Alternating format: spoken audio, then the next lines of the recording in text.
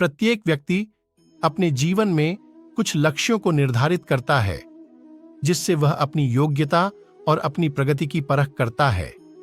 यदि लक्ष्य हासिल नहीं होते हैं, तो वह अपनी कमियों को देखता है, उसमें सुधार करता है और फिर उन लक्ष्यों को हासिल करने की कोशिश करता है। कई लोग अपने लिए लक्ष्यों को निर्धारित करते हैं और उसको पाने के लिए रणनीति भी बनाते हैं, लेकिन वे असफल होते हैं।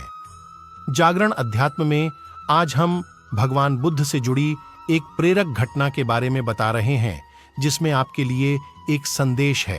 भगवान बुद्ध को जब ज्ञान की प्राप्ति हो गई, तो फिर वे संसार को उस ज्ञान से आलोकित करने निकल पड़े। भगवान बुद्ध किसी गांव में जीवन के विभिन्न आयामों पर प्रतिदिन व्याख्यान देते। उनके प्रवचनों में जीवन का सार छिपा रहता। उनकी बातों को लोग बहुत ही गौर से सुनते थे।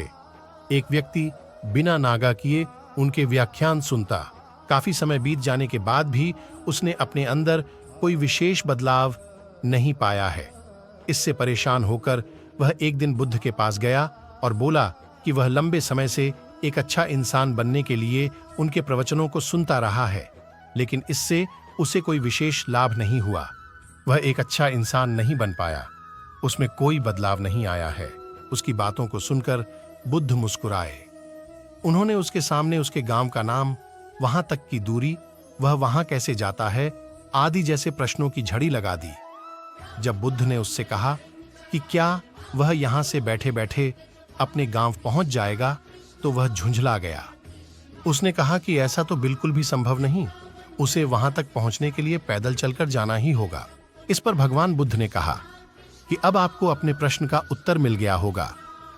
यदि आपको अपने गांव का रास्ता पता है, लेकिन इस जानकारी को व्यवहार में लाए बिना वहां नहीं पहुंचा जा सकता है, उसी प्रकार यदि आपके पास ज्ञान है और आप इसको अपने जीवन में अमल में लाए बिना एक बढ़िया इंसान नहीं बन सकते।